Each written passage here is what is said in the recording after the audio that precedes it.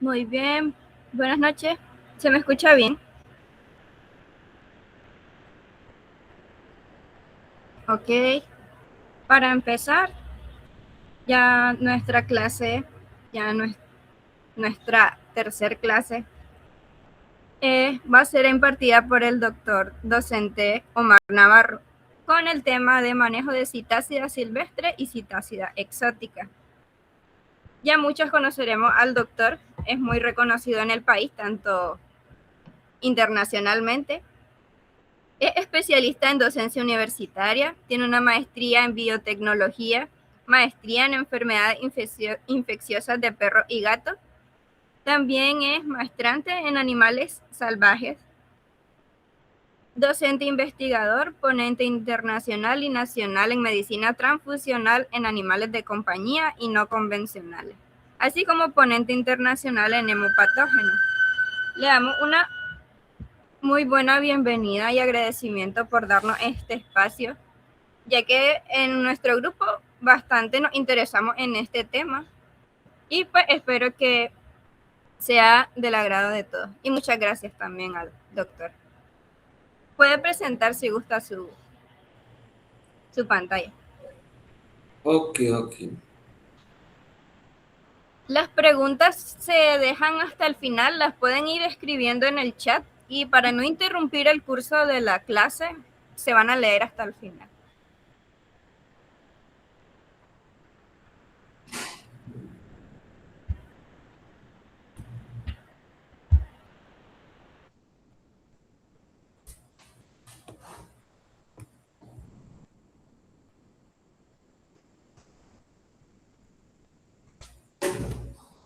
Ok, perfecto. Se mira bien, se escucha bien, me veo bien. Todo bien, doctor.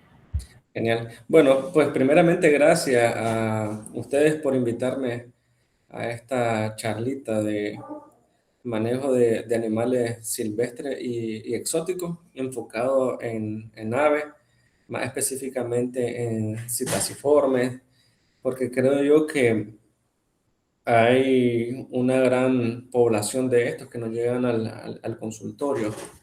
Entonces, creería yo que vale la pena eh, hablar un poquito de ello.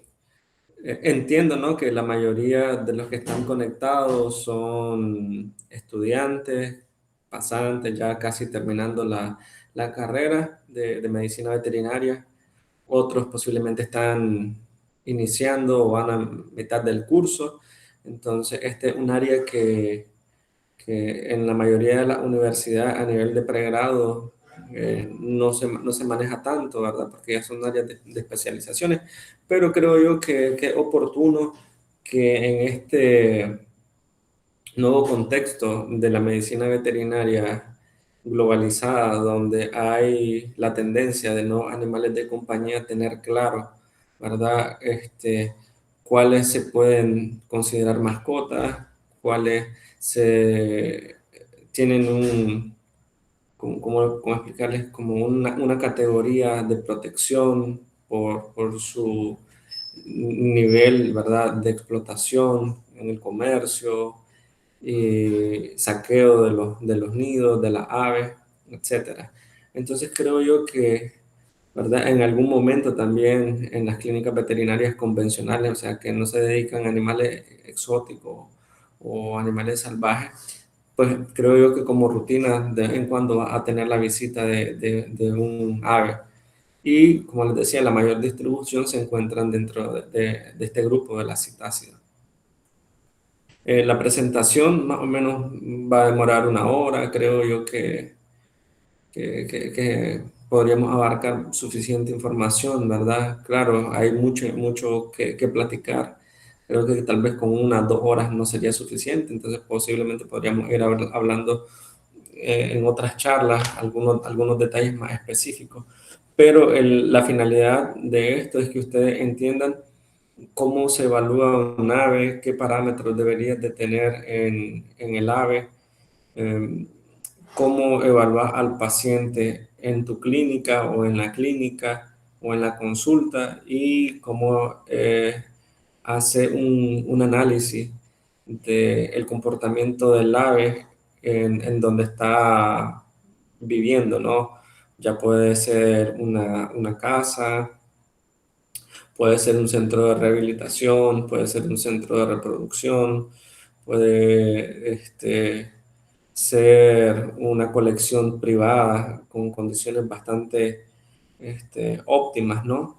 Y pues evidentemente eso es lo que estamos buscando, que a ustedes les quede alguna pizca de información que les pueda ser útil dentro de su desarrollo como futuros profesionales o profesionales, ¿no? Entonces, como decía Ana, mi nombre es Omar Navarro y saludo a todos los que me conocen, a los que no me conocen también, mucho gusto y estamos ahí, ¿verdad? Y pueden ir haciendo sus preguntas. Al final las van haciendo, no sé cómo funciona la dinámica, pero lo que entiendo que al final me podrán hacer algunas preguntas para yo tener la oportunidad de contestarlas. Entonces, ¿qué es lo que normalmente te llega a la consulta? Bueno, la charla se va a dividir en tres segmentos. Uno, qué es lo que nos llega a la clínica, qué es lo que evaluamos en una colección privada, qué es lo que esperamos ver en una casa, ¿verdad? Cuando ellos tienen algún tipo de estas aves, ¿no? Entonces, primero, vamos a tener un ave que pertenecen al mismo grupo, ¿verdad? Un grupo muy, muy amplio que va desde aves bastante pequeñas con aves que pueden ser de mediano tamaño o de gran tamaño, con características nutricionales, con características reproductivas muy específicas, muy complejas. El manejo de las aves no es fácil, pero te podría llegar a facilitar, ¿verdad?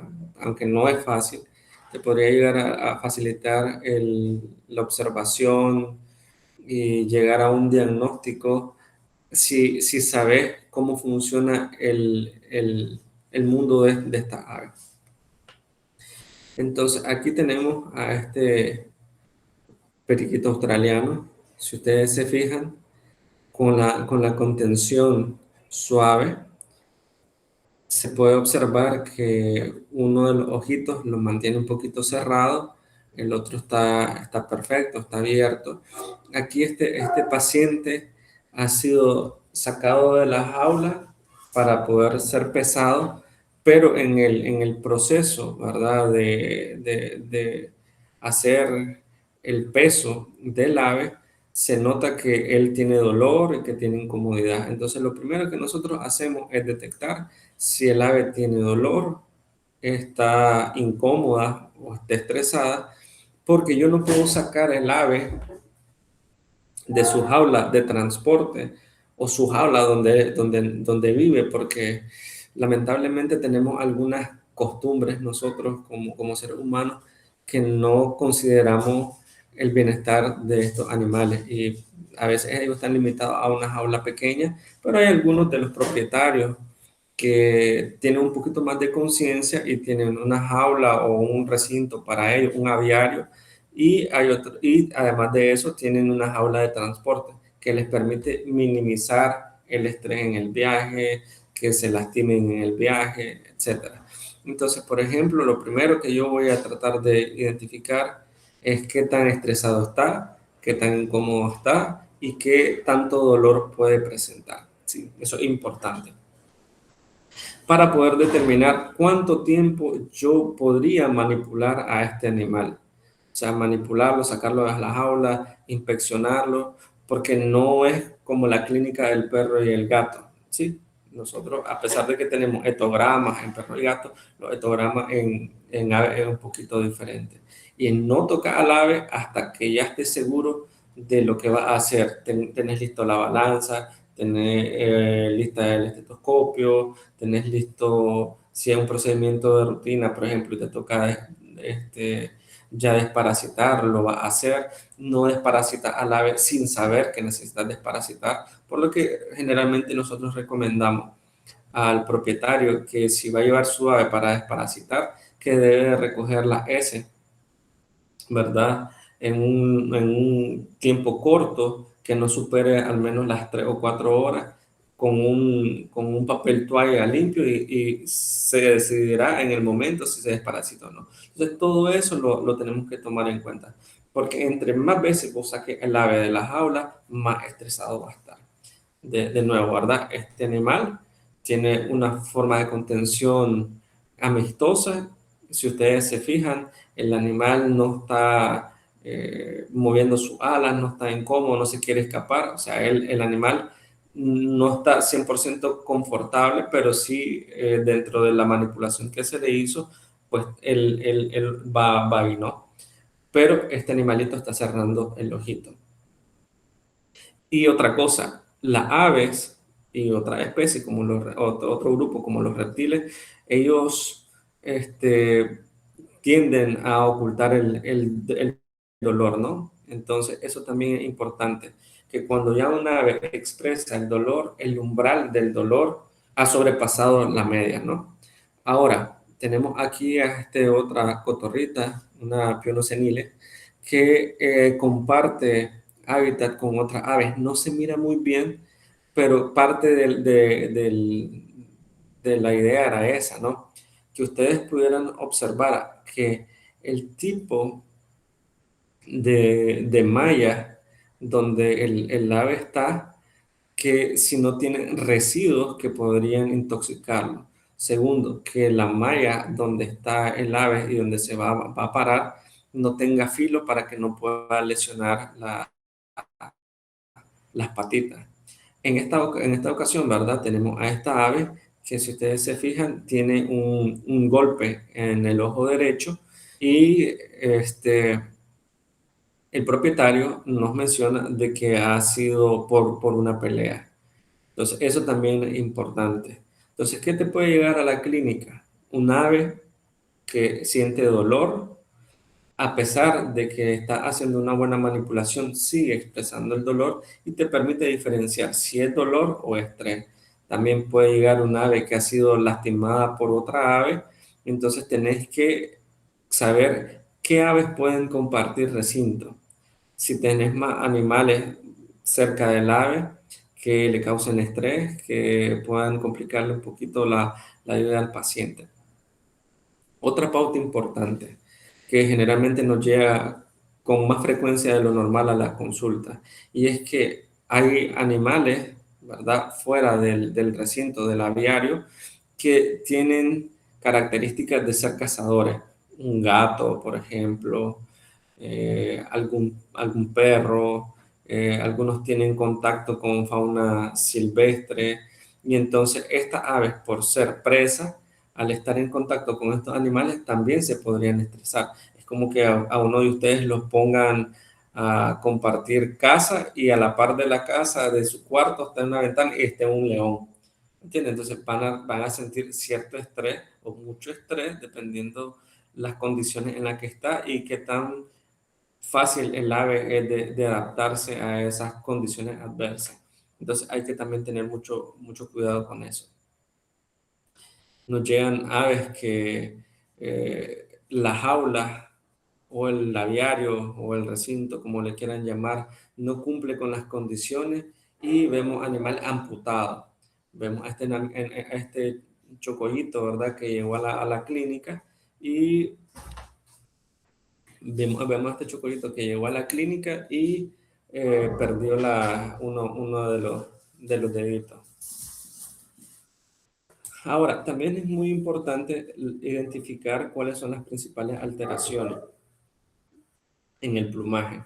En Nicaragua o parte de la región centroamericana tenemos aves que tienden a tener una coloración amarilla, como la Amazona europaleta o la lora nuca amarilla, pero no es característico del ave tener tantas plumas de ese color, ¿sí? Entonces, lo primero que tenés que saber, si el ave ha sido despigmentada como parte del comercio ilegal, o si el ave tiene un problema nutricional complejo.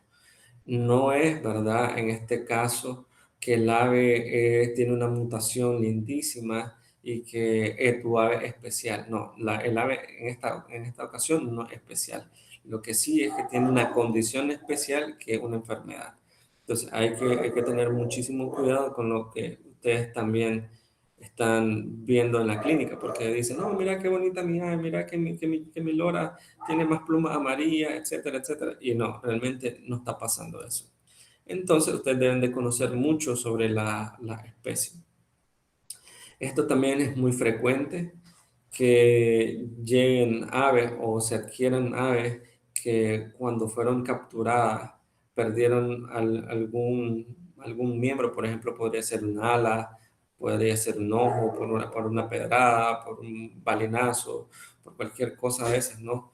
Puede ser que el ave fue introducida con otro de su especie y no entendimos que, por ejemplo, en este caso, ellos son bastante territoriales y tienden a improntarse muchísimo. Entonces, cuando vos le llevas un nuevo espécimen, puedes causar demasiadas alteraciones. Y hay muchas peleas y dentro de esas peleas podrían ver mutilaciones, ¿no? También podemos ver la actitud del ave, si es curiosa, porque todos los citácidos son súper curiosos. Entonces, si el ave ha perdido ese entusiasmo, ese deseo de estar de curioso, entonces podría indicarte que el paciente tiene alguna alteración. Veamos a este otro que tiene alteraciones con el sobrecrecimiento del pico. Si ustedes se fijan acá, por donde está mi cursor, aquí debería ser el corte o el tamaño del pico en la parte superior, ¿verdad? Y por acá se mira dónde va la parte inferior del pico. Entonces hay que tener mucho cuidado, ¿verdad? Porque esto no es algo que suceda en 5 días, en 10 días. Para que pase esto, tienen que haber mucho, mucho tiempo.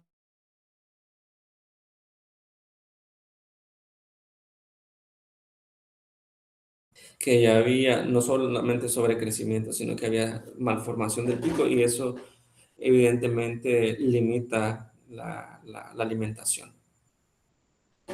También otra cosa que ustedes deberían de tomar en cuenta en el ave es el picaje o, ¿verdad?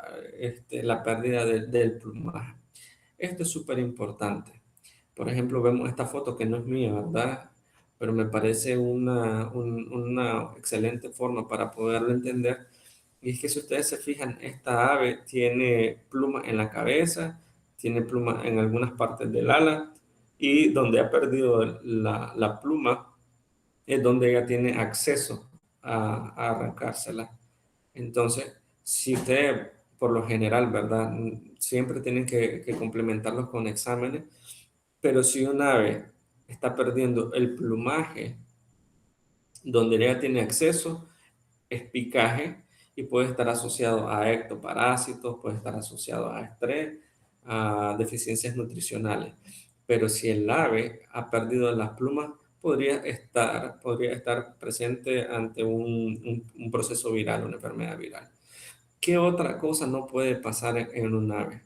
La cloaca nunca debe estar sucia. Y ustedes pueden ver que, que, que este loro arcoíris tiene la cloaca sucia, y entonces imposible, no puede estar ahí.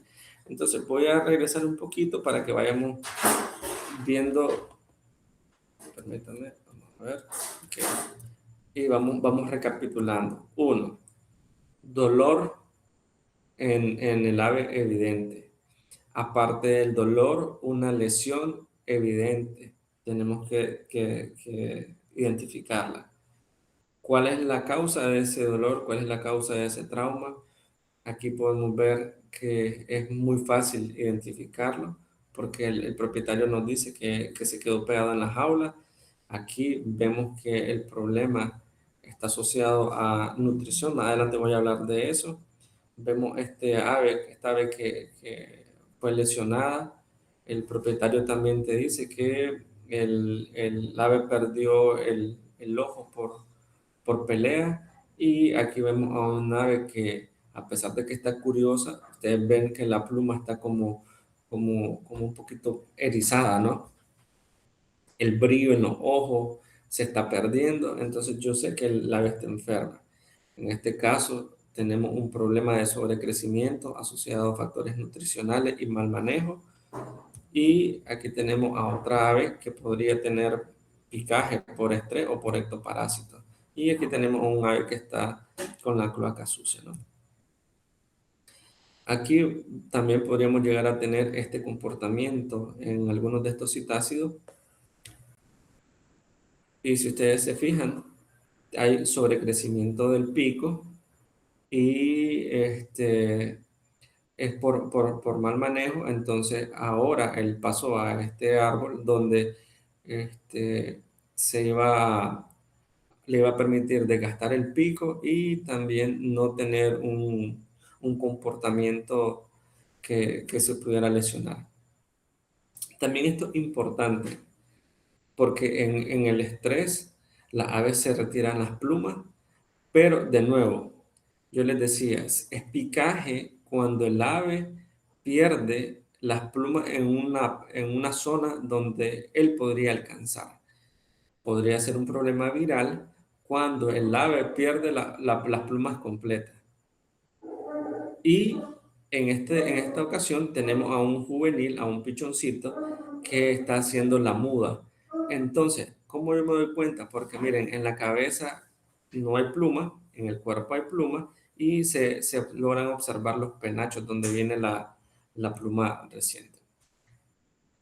¿Qué otra cosa es muy común? El ave se fractura y los propietarios no se dan cuenta o no le ponen mucha mente a la fractura y es muy difícil después porque ellos ya han desarrollado una callosidad ósea y en algunas ocasiones no hubo una fijación correcta, entonces está como desfasado el hueso y eso te podría llegar a complicar. Además que tiene mucho dolor, el ave empieza a poner todo el peso sobre una de las patas porque la otra no la puede poner porque está fracturada, obviamente, ¿no?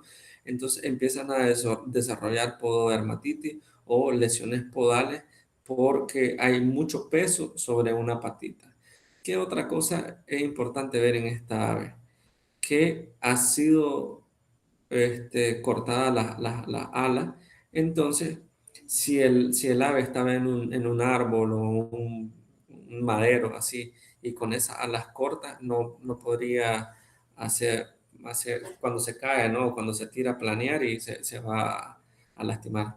Se puede fracturar, como en esta ocasión, una patita, puede fracturarse en ala o se puede fracturar la quilla. Entonces hay que estar muy claro del asunto.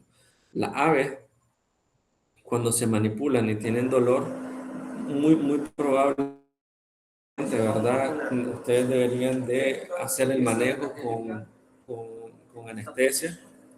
Aquí, si ustedes se fijan, nosotros estamos haciendo un procedimiento para que el huesito no se mueva, lo estamos fijando.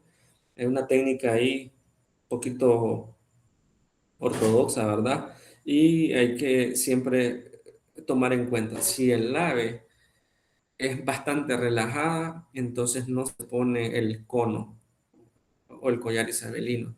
Pero si el ave es bien llevadera, bien relajada, entonces no es necesario, porque también el collar isabelino va a estresar. ¿Qué cosa importante en el procedimiento de la contención química? Uno, siempre tienen que mantener la temperatura, entonces esta ave está con una manta térmica. También cuando nosotros inducimos a un ave o a muchos de estos animales que son de vida silvestre o prácticamente medio domesticados, ¿no? Entonces cuando nosotros utilizamos isoflurano o alguna de estas anestesias inhaladas, entonces siempre manejamos un, un volumen de la anestesia con el oxígeno y una vez que el ave ya llegó a la sedación o se ha tranquilizado, entonces bajamos la cantidad de la anestesia y el oxígeno a la mitad. Esa es como una regla general. para que ustedes no crean que manteniéndolo ya quedó ahí se quedó todo, ¿no? Y siempre hay que estar monitoreando. Esto es solo para procedimientos cortos, entonces hay que tener mucho cuidado. También te puede llegar el ave con una congestión, ¿verdad? En el buche, o podría ser la ruptura de un saco aéreo. Aquí es importante, ¿no? Las aves son aves porque una de las características que tienen es que los huesos son un poquito más ligeros, también poseen sacos aéreos, ¿verdad? Y y estos sacos aéreos tienden a ser bastante frágiles. Por ejemplo, si el ave se cayó, si el ave chocó contra una ventana, contra un árbol, podrían romperse los sacos aéreos. También hay que ver, ¿verdad? Y hay que diferenciar si la inflamación, bueno, no la inflamación, sino el abultamiento de esta zona también está asociada a mala digestión. Importante también que cuando ustedes hagan una radiografía en la ave, hay cosas que ustedes van a encontrar que está dentro de lo normal, por así decirlo, como encontrar piedras en la cavidad celómica, porque ellos también consumen piedras para poder triturar la semilla y hacer la digestión. Entonces, a veces encontramos esto y es normal, ¿no? ¿Qué otra cosa deberían de tomar en cuenta cuando reciben la visita de un ave? Pueden ver aquí que esta ave tiene secreciones cerosas que salen de la narina y esta ave, por ejemplo, fue llevada a una transportadora y se dejó así, o sea, no se tocó más hasta el momento de la revisión. ¿Qué pueden observar? Aparte de las secreciones nasales, el pico se mantiene abierto. Eso quiere decir que al ave le está costando respirar. ¿Sí? Aparte de eso, podemos verla un poquito complicada. Las plumas también están erizas.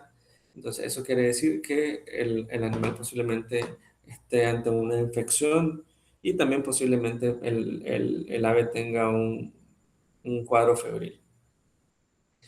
Esto también podremos encontrarlo en las aves, son masas y va a depender mucho de la dieta de estas. Por lo general está asociado a la dieta, pero como les dije al inicio, no pueden tomar una decisión como que ustedes fueran adivinos y tienen una bolita de cristal. Siempre todas las masas deben ser evaluadas. Se hace una punción, se evalúa por citopatología y una vez que el diagnóstico ha sido establecido y se considera el retiro de la masa, siempre se debe enviar a histopatología. Aunque no hayan criterios de malignidad, por ejemplo, en la citopatología siempre se considera una histopatología para el ave. De nuevo, hacemos una revisión porque sabemos que vamos a tardar mucho tiempo en la evaluación del ave. Entonces, ¿qué hacemos? Inducimos a la sedación. ¿Por qué yo sé que tengo que inducir? Sencillo, porque yo necesito determinar los márgenes de esta masa. Necesito saber el tamaño de esta masa, porque cuando yo hago la hoja de remisión para la citopatología o la histopatología, yo debo de entender cuáles son los tamaños, la forma, la consistencia, si hay dolor a la palpación, si hay hemorragia, si cuando puncionas sale sangre, si cuando puncionas hay secreciones, si sale, por ejemplo, algún patrón que no es convencional en las aves, porque recordemos, ¿no?, que las aves en su sistema inmunológico lo que hacen es compactar la infección, entonces no van a tener secreciones purulentas convencionales como en un perro, un gato, un mamífero, sino que ellas las van a compactar y por lo general se vuelven de tipo gaseoso. Ahora, antes de pasar a esta otra parte de la charla, me gustaría explicarles que todo eso tiene que ser evaluado en el ave. Si ustedes se fijan, hasta el momento nosotros no hablamos de frecuencia cardíaca, no hablamos de frecuencia respiratoria, no hemos hablado de temperatura, no hemos hablado de diarrea, por ejemplo, de signos que son patognomónicos a una enfermedad, sino que todo lo que hemos visto hasta este momento son generalidades, son lesiones que te llegan con mucha frecuencia a la clínica, son quizás algunos signos de alguna enfermedad de base o pueden ser una respuesta secundaria a una enfermedad de base, pero hasta este momento no hemos hecho más nada que observar el ave, ¿sí? Y dar algunas pautas de cómo deberían de funcionar las cosas bien. Ahora, para yo determinar cómo funciona el ave como tal, entonces ahora yo tengo que hacer una clasificación de citácida. Yo tengo que estar claro si el ave es un exótico, ¿verdad? O el animal es un silvestre. ¿Por qué es importante esto? Bueno, primero porque hay legislaciones. Una persona no debería de tener en su poder un ave silvestre. Eh, una persona normal, ¿verdad? No debería de tener un sistema de reproducción de la ave, a menos que tengan un permiso. Por eso les digo yo, una persona normal no debería de tener este tipo de ave. Sin embargo, ¿verdad? Ustedes podrían llegar a encontrar personas que tienen estos tipos de aves con permiso porque vienen de sitios de reproducción donde está legislado, regulado, ¿verdad? Y hablo de legislación porque hay siempre acápites que te dicen, podrías tener reproducción bajo estas condiciones, estos lineamientos, y esto es lo que vos podrías vender. Y entonces un ave de este tipo suele ser muy cara, ¿verdad? Con estas características, como una ara macao. Entonces podría un ave andar muy costosa si proviene del mercado legal. Eso tiene que ser un ave con un anillo que te indique la fecha de nacimiento, el tipo de criador, si es hembra o macho, todo eso. Entonces, eso hace que el ave sea más costosa. Pero en el tráfico ilegal, un ave de estas podría estar muy barata y algunos que más o menos han entendido el asunto creen que porque un ave que ha sido nacida en un centro de reproducción y tiene estas características para ser comercializada de forma legal, entonces te quieren dar el mismo precio. Entonces ahí empieza a aumentarse aquel mercado negro, ¿no? Entonces hay que tener mucho cuidado con esto. Tenemos aves exóticas, como esta ninfa, que tienden a ser muy sociables, y vamos a tener aves más exóticas, o sea, más difíciles de conseguir, que serían, por ejemplo, este loro de Kramer. Ahora, ¿qué es un ave exótico y qué es un ave silvestre? Bueno, tiene que ver mucho con la legislación. Hay un manual grande donde se reunieron todas las personas importantes que saben de este tipo de animales y dijeron, bueno, que todos los animales que pertenezcan a una región determinada y que tengan una distribución homogénea se van a denominar animales silvestres. O sea, para nosotros el aramacao sería un ave silvestre. Y serían animales exóticos aquellos que no pertenecen al entorno o a la región donde está el ave, que en este caso sería un loro de Kramer o una ninfa. Pero no quiere decir que estas aves a veces no puedan llegar a través del tráfico ilegal, al igual que esta. Por ejemplo, para para países en Europa donde esta ave no es muy común, o bueno, no es de la región, entonces, y alguien tiene un ave de esta, para ellos sería un ave exótica, pero hay que definir si viene del comercio legal o del comercio ilegal. Lo mismo pasaría para nosotros, con este loro de Kramer, sería un ave exótica, pero hay que definir si viene del comercio legal o del comercio ilegal. Entonces hay que tener mucho cuidado con esto, ¿verdad? Porque también el determinar si un ave es silvestre o exótico y ha sido domesticado o nacido bajo condiciones de cuidado humano, entonces va a tener algunas características que se tienen que cumplir.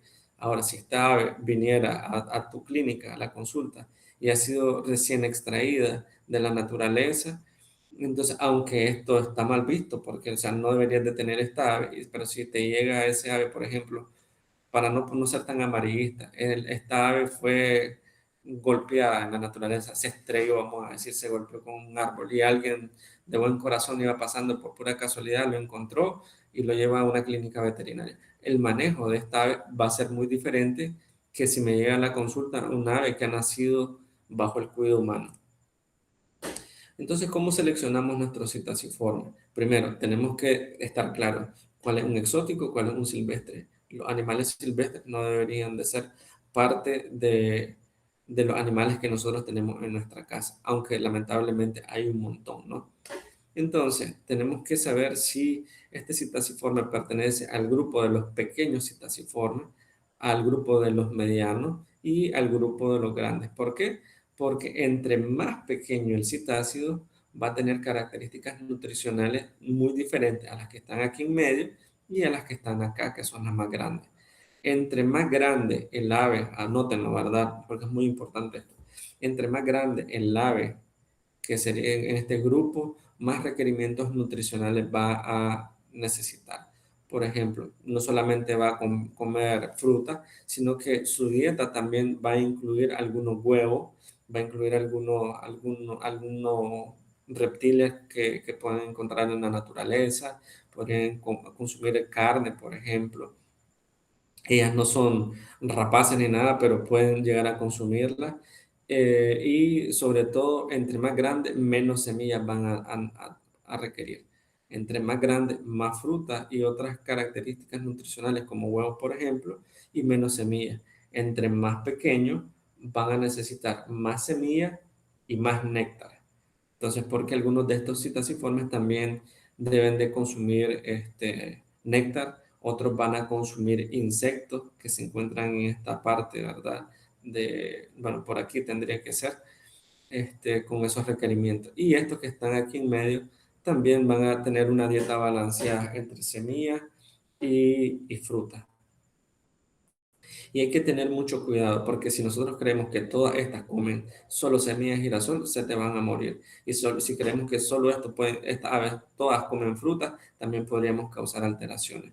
Y si consideramos de que, por ejemplo, alguna de estas solo consumen néctar, también podríamos llegar a complicar. Entonces, cuando te llega la consulta un ave de esta, primero, evaluar lo visible, ¿verdad? Que ya lo vimos. También saber diferenciar el género, la especie, para poder saber qué es lo que comen.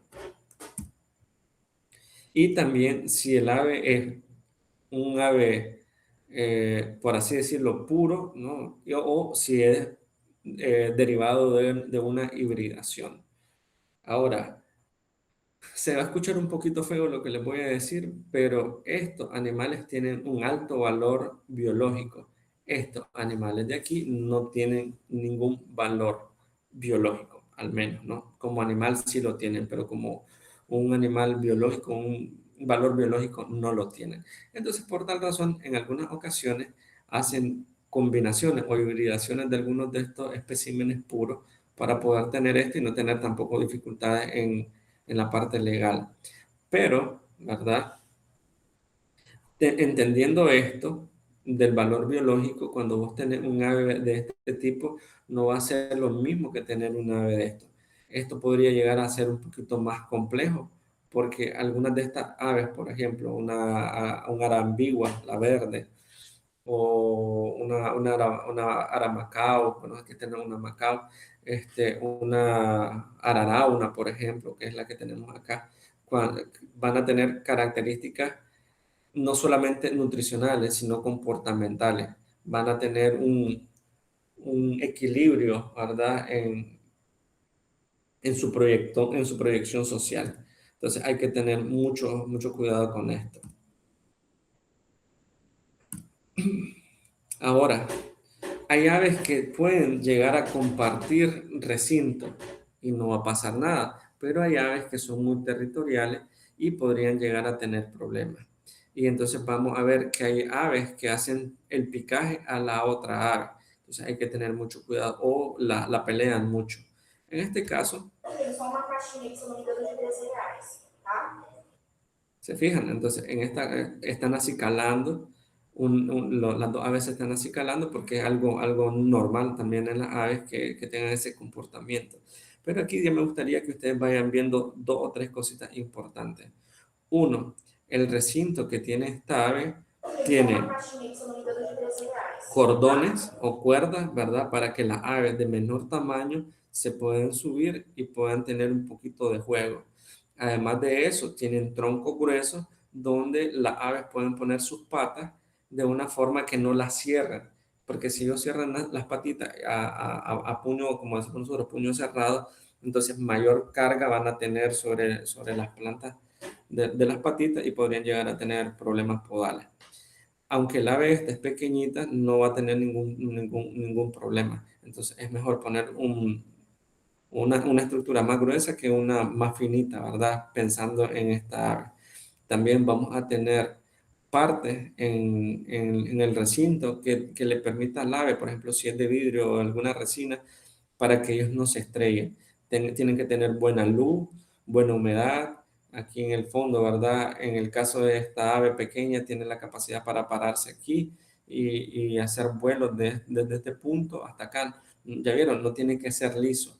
Una cosa que también deben de tomar en cuenta ustedes a la hora de la evaluación de los recintos es que sea bonito para mí no quiere decir que sea funcional para el ave. Nosotros buscamos en los aviarios funcionalidad, no que es bonito, que si está todo parejito, que le pusimos los palos a nivel, no, a ellos no les importa, a ellos con tal de que sea funcional está perfecto.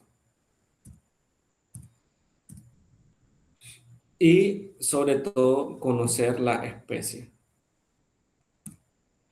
Por ejemplo, me gustaría que ustedes analicen este video y ustedes me digan, bueno, no creo que sepa, pero sí yo les voy a decir qué es lo que está pasando acá. Miren, estos son Kramer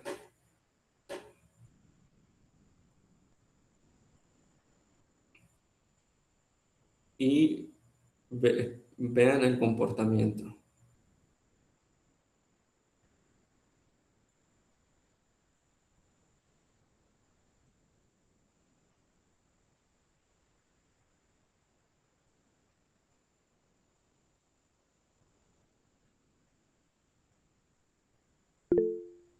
Listo.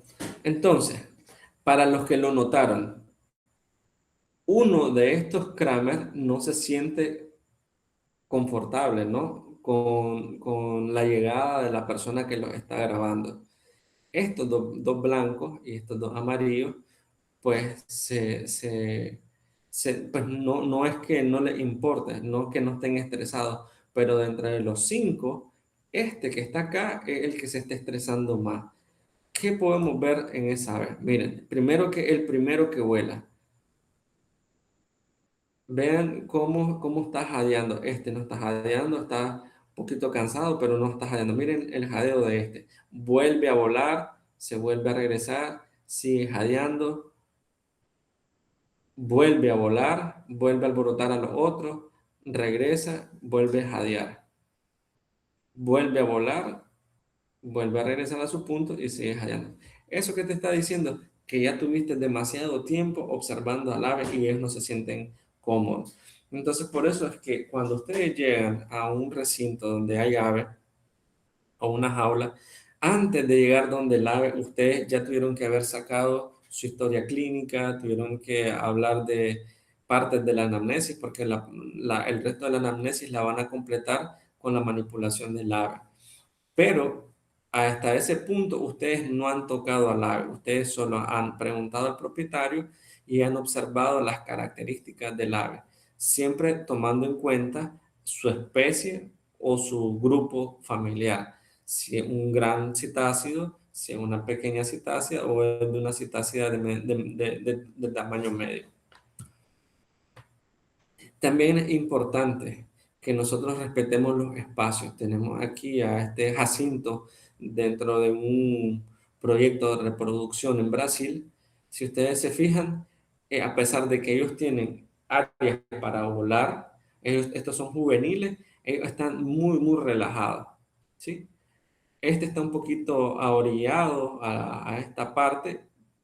Lamentablemente, ¿verdad? Pareciera que estuviera un poquito más asustado, pero ellos andaban paseándose súper tranquilos porque han tenido contactos con el humano.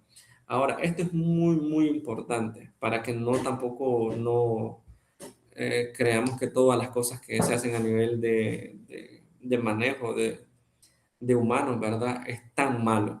Sí, claro, estas aves deberían de estar en la naturaleza 100%. Pero como esto es un programa de reproducción, entre más familiarizadas estén las aves con las personas o con el humano que las cuida, menos estrés van a tener. Entonces, dentro de su programa hacen etogramas y se van empezando a tener contacto con el animal, van familiarizándose con la persona para que cuando ellos lleguen, entren, les pongan la comida, ellos no se estresen, les cambien el agua, no se estresen. Cuando les toque medicar, no se estresen. Cuando inicien su etapa reproductiva, tampoco se estresen al ver a los humanos entrar por ejemplo, a colectar los huevos, porque, bueno, ese es otro tema aparte que podríamos hablar más adelante sobre reproducción de citácidos. Ahora, por ejemplo, acá ustedes ven a este loro gris, que es una mascota. Este también es súper importante. No estos animales son muy intensos, vocalizan mucho. Entonces, en muchas ocasiones las personas no están acostumbradas a tener a un animal que vocalice tanto, entonces se estresan, no les gustan y los regalan.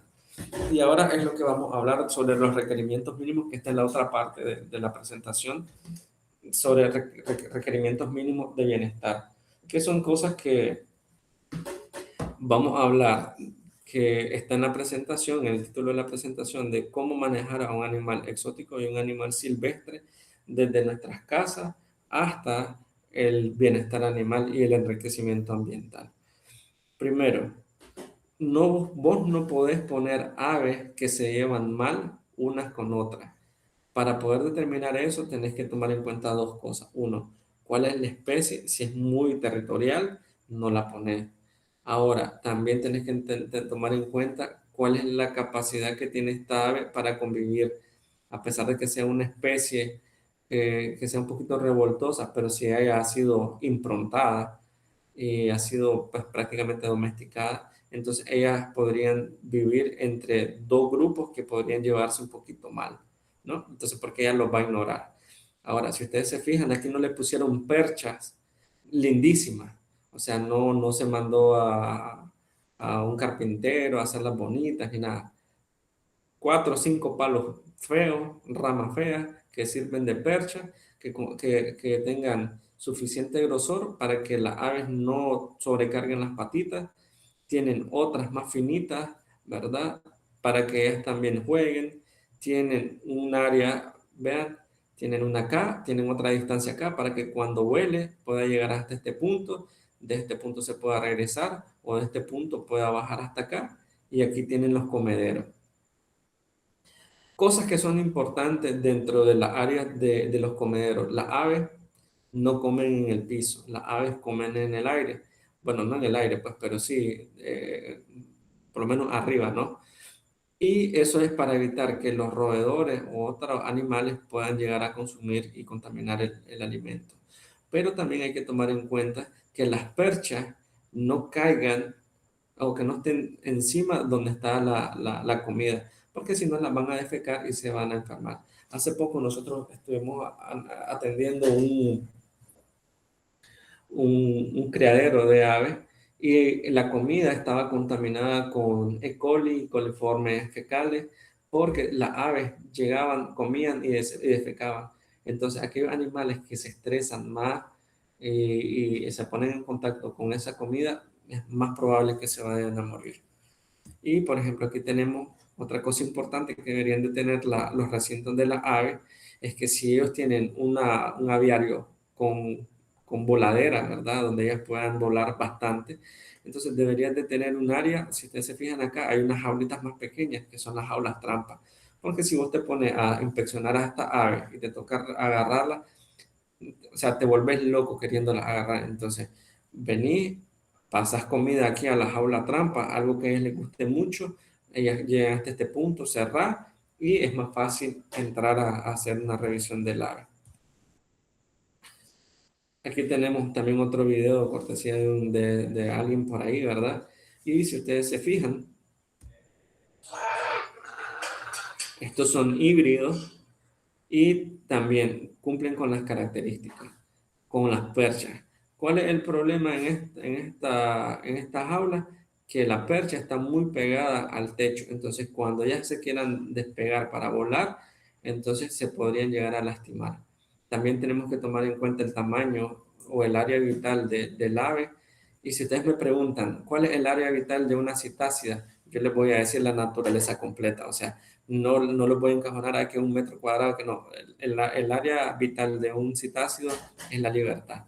Entonces, pero al menos esta ave tendría que tener oportunidad de abrir su ala, porque si ella no abre la ala o no aletea, entonces los músculos de la ala se van a atrofiar. Entonces no van a poder volar y van a tener dolor muscular. Quizás cuando son jóvenes no lo vayan a ver, pero cuando ya son adultas o seniles, ¿verdad? Viejitas, van a tener algunos problemas. Entonces, si ustedes se fijan, ¿qué es lo que puede hacer esta vez? Esta vez no puede volar, lo que puede hacer es saltar y planear para llegar hasta esta otra percha. Entonces, hay que tener en cuenta también eso. Sobre el enriquecimiento ambiental. Poner muchos árboles o muchas ramas o muchas perchas no significa enriquecimiento ambiental, ¿sí? Para que también ustedes lo tengan en cuenta. Aquí tenemos otras aves, ¿verdad? Una arauna que tienen una distancia bastante amplia para poder llegar de esta percha hasta esta percha. Pero también a veces el ave no quiere volar y entonces ponemos algunas estructuras para que ellas se puedan balancear y puedan llegar de un punto a otro. Como les digo, no es para que se miren bonitos porque no es exhibición de ave y que van a ganar un premio para el aviario que se mire más lindo y que tenga todas las métricas perfectas, sino que tiene que ser funcional. ¿Qué cosas deberían de tener un aviario? Primero, suficiente espacio para que el ave pueda volar.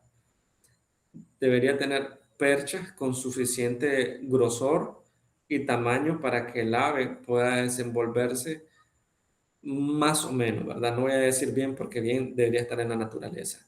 También, si ustedes se fijan, esta estructura que está acá es un alambre de hierro galvanizado porque las citáceas tienen mucha fuerza en el pico y si es un cordoncito lo van a reventar. Pero evitamos que revienten este alambre, también porque lo podrían reventar casi sin ningún problema.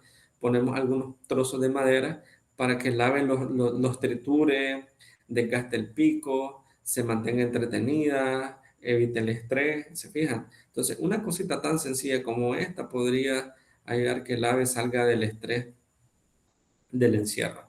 Entonces, si lo desbarata, que lo desbarata, se vuelve a hacer. ¿Sí? También algunas aves van a necesitar algunos requerimientos nutricionales acá. Y por ejemplo tenemos unos bloques que se hacen, los que estuvieron en la facultad, en la agraria, saben que hay bloques nutricionales. Claro, estos bloques nutricionales no son como el de las vacas, como el de las ovejas. Tienen que cumplir los requerimientos nutricionales de la ave. Y hay que ver la especie, ¿no? Si es un citácido grande, debería tener coco, almendra, algunas semillas y todo ese tipo de cosas. Y aquí vamos a tener ahora el manejo y la contención. ¿Qué tenemos que tomar en cuenta? Siempre los citácidos, grandes o pequeños, tenemos que cuidarnos del pico y de las garras. Siempre.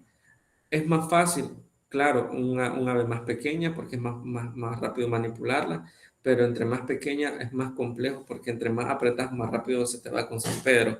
Entonces tenés que saber cómo manejarlo. Y un ave de estas si hace una manipulación inadecuada, tu dedo va a ir con San Pedro y aquí podría ir tu brazo muy lesionado, porque si ustedes se fijan, tiene unas garras bastante grandes.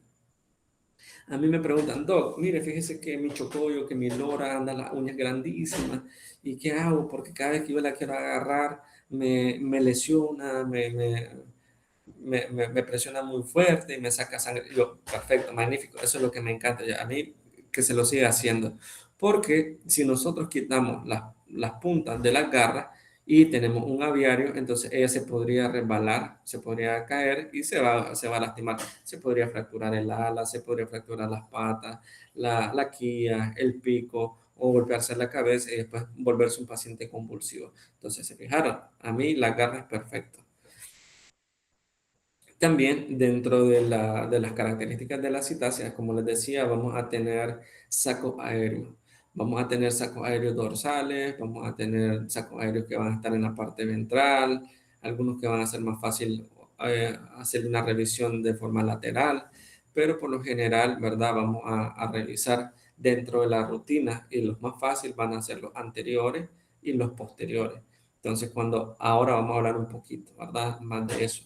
Entonces yo estoy haciendo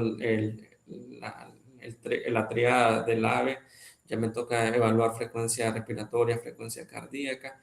Entonces yo inicio mi frecuencia respiratoria porque es lo que más rápido voy a perder porque el animal se va a exaltar y va a cambiar o modificar su capacidad respiratoria.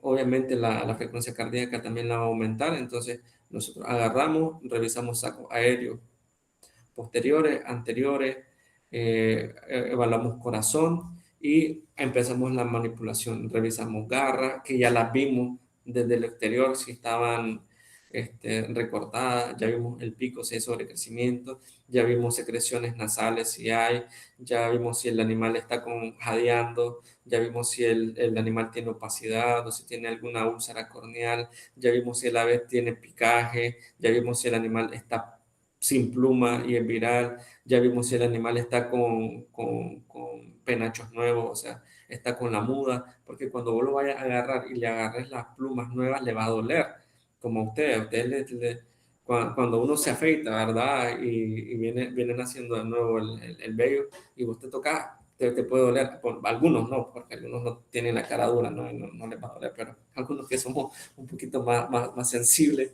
de esta parte podría tener, entonces las aves podrían llegar a tener incomodidad con eso. La cola, también hay que tener mucho cuidado para no perder la cola porque ellos se van a mover y nunca agarramos el ave de esta parte porque podríamos traer o traccionar la cola y las podríamos lesionar. ¿Sí? Y aquí tenemos una contención en un periquito australiano macho. A mí me encanta, entre menos manos le ponga, mejor, ¿verdad? Entre menos manos le ponga, mejor, manos peladas, así como lo que está ahí, que a mí no me gusta tanto, ¿verdad? A veces toca hacerlo, pero a mí no me gusta tanto. A mí me gusta utilizar protección, me gusta utilizar guantes, eh, me gusta que esos guantes también hayan sido asoleados o tener alguna solución.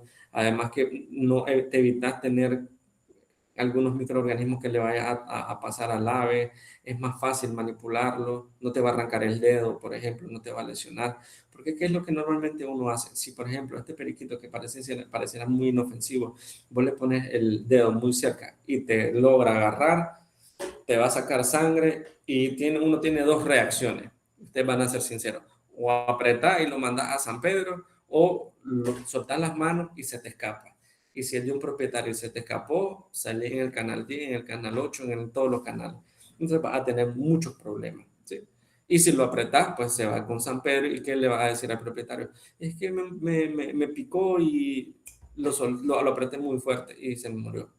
Y en este caso, como les decía, una citacida grande, yo me voy a proteger del pico y me voy a proteger de las patas, porque son las que me voy a complicar. A mí siempre me gusta cuando voy a manipular una citacida grande, pegarme la ala o por lo menos una parte de la ala al cuerpo, para que cuando ellas aleteen no se vayan a lastimar, porque como les decía, las aves tienen huesos muy muy livianos. Entonces, a veces ese factor que les permite volar podrían llegar a ocurrir fracturas. Ahora, una vez que vos hiciste la revisión, tomaste la temperatura, hiciste temperatura cloacal, ¿verdad?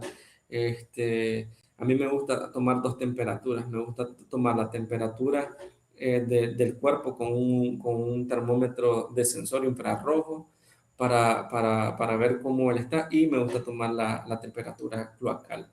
Entonces, con eso yo tengo una idea de cómo está la temperatura interna y cómo está la temperatura externa a la que fue expuesta. ¿Por qué? ¿Qué es lo que pasa? El propietario lo mete en la jaula y lo lleva en el carro, no le pone el aire acondicionado, lo trae en el bus, lo trae en una bicicleta, lo trae en una moto. Entonces no puede asociar la temperatura externa con la temperatura interna.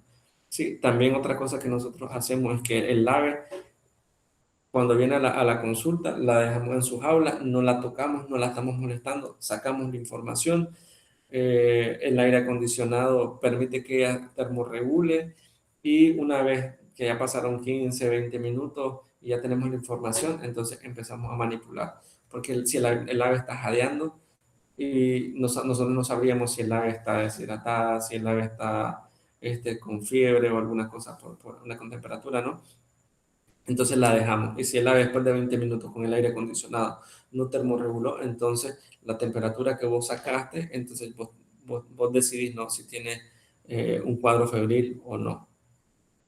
Y entonces eso te permite a vos también saber cómo va a interactuar con el ave. Si va a hacer una vía endovenosa y va a manejar al ave con un fármaco para bajar la temperatura, o solo le va a dar aspersiones con agua para también verificar si eso le ayuda a bajar la temperatura, ¿sí? Entonces, son cosas que en perros se hacen muy diferentes que se hacen en aves, especialmente en citáceas, porque manejar un anseriforme, manejar un paseriforme es muy diferente a manejar un citáceo.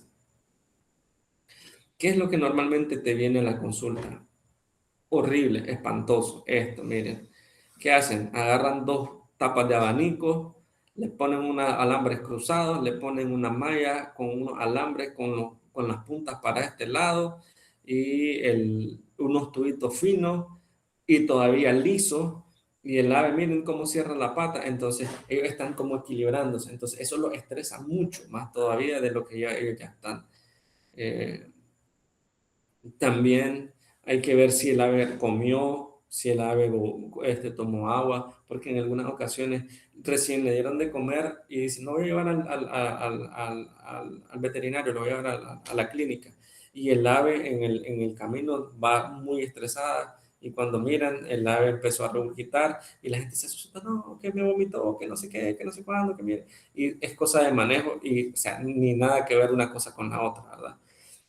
Otra cosa que es importante, vean, en este citácido de mediano tamaño, ¿qué hago? Siempre protejo, ¿qué cosa? Del pico y las patas. Aquí este ave pasó un procedimiento y le estoy aplicando un medicamento, y nunca suelto el pico. Ahora, ¿por qué yo lo tengo en esta posición y no solamente lo tengo agarrado de aquí? Porque yo necesito que la gota caiga exactamente en el ojo. Si yo solo lo agarro así, yo tendría que utilizar más fuerza para que no se mueva, mientras que yo hago un manejo con fijación doble de la cabeza para que caiga suficiente medicamento. Aquí tenemos otra ave, uno de los doctores, el doctor Hernán. Ahí tenemos cómo manipulación. ¿Se fijaron? ¿Qué hizo él? Pegó el ala al cuerpo, fijó las patas, fijó la cabeza. ¿Y por qué está esta ala así libre? Porque se van a hacer estudios complementarios para ello, en donde vamos a tomar muestras de sangre de la radial o de la ulnar. Me encanta a mí mucho sacar de la yugular derecha, pero en esta ocasión, por el tipo de ave, porque si ustedes se fijan es grande, entonces ellos no tienen como una jaula trampa donde vayan a caer. Entonces el ave se estresa mucho, y entonces tenerlo en esa posición con la cabeza apretadita, entonces lo iba a estresar más. Entonces lo que decidimos nosotros es utilizar la ulnar o la radial. Y ahora viene lo mejorcito de todo. Cuando vos tenés un citácido, tenés que tener unas instalaciones que sean, aparte de funcionales, también tienen que ser ordenadas, ¿no? Y tener muchas cosas. Si ustedes se fijan, estas guacamayas tienen suficientes juguetes. Ninguno de esos juguetes es peligroso para ellas. O sea que si lo picotean y se lo vayan a comer. Bien, tienen cadenas por todos lados, tienen microclima o microambiente, como ustedes le quieran llamar. Tienen unos tubos para que el ave no vuele y se quede pegado en la malla de acá arriba, sino que se quedan ahí para que ellos no escalen y se queden, porque puede ser que el ave se quede pegada y se pueda fracturar. Entonces, entre más cosas hay aquí abajo, menos oportunidad tienen de quedarse ellas por este lado. Aquí vemos otro ambiente, en este caso eran jacintos en reproducción. Los jacintos no hacen reproducción como el resto de los citácidos. Por ejemplo, una guacamaya. Hoy estaba leyendo un artículo sobre reproducción de aras macao y algunas cosas que se observaron en la forma de reproducirlas. En este caso, miren qué interesante. Se hizo el recinto, se hicieron unos hoyitos acá, es donde tienen los nidos, tienen la jaula con un suficiente espacio a lo alto, no tanto a lo ancho, pero tienen algunas plantas, algunos nopales que te permiten por lo menos, el ave no le importa, pues, pero por lo menos se mira un poquito más bonito, por eso les decía, a veces no podemos sacrificar lo bonito por lo funcional. En esta ocasión es bonito, un poquito funcional porque le permite tener un poquito de microclima. Aquí hay otra ave que son un poquito complicadas, entonces se les pone una malla o una cortina para que no entren en contacto con la otra ave y estén peleando. Y ahora vean esto. Este fue en otro lugar donde yo tuve la oportunidad de ir.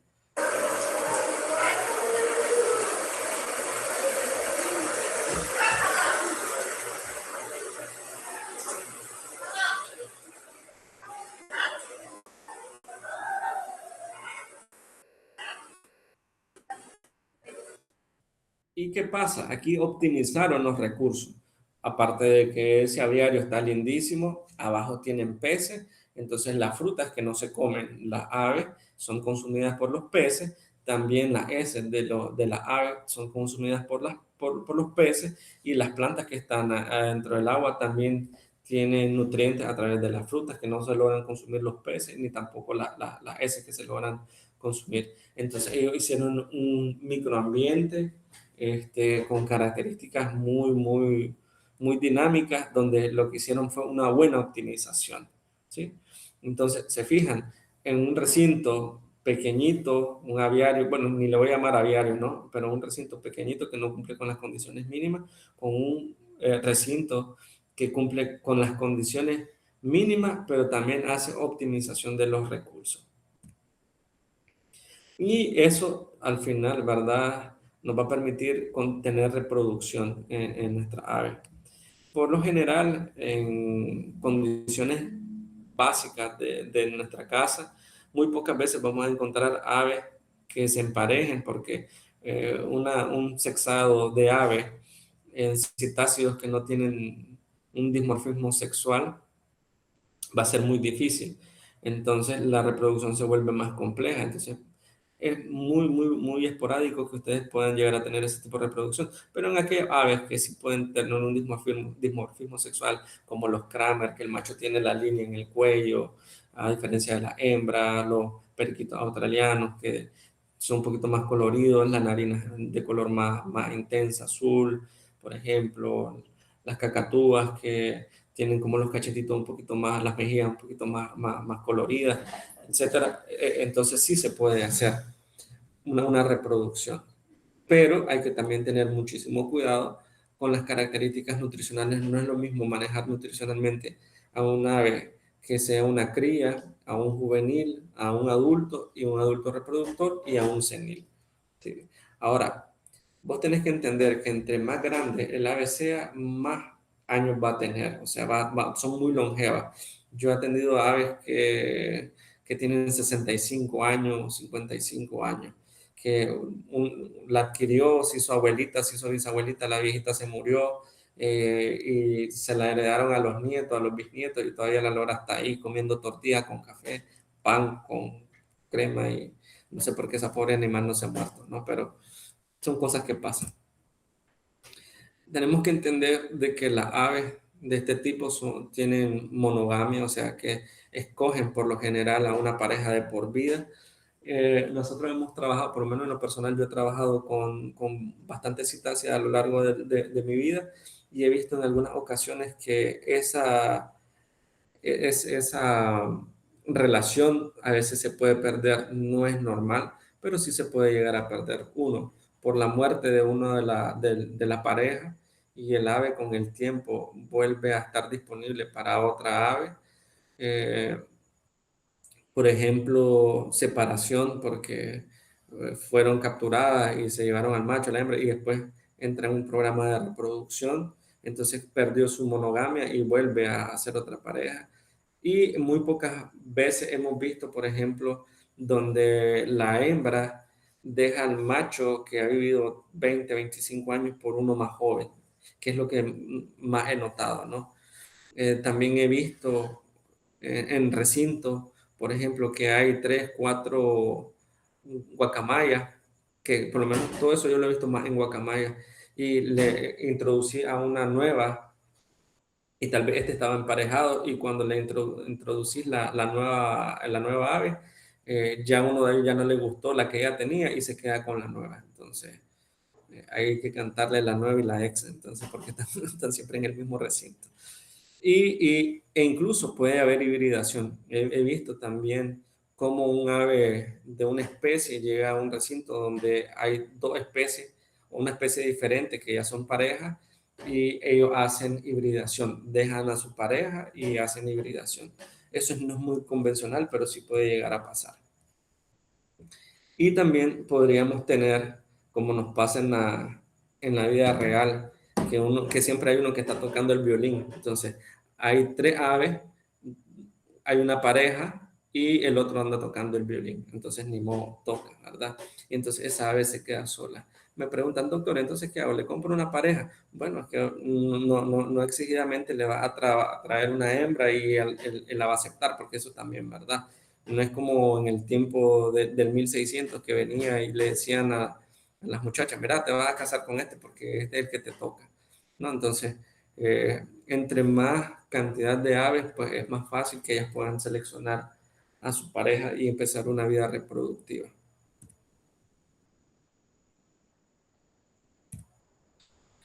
Y muy común, que no lo había tocado en la primera parte, es que estas aves pueden llegar a tener retención de huevos.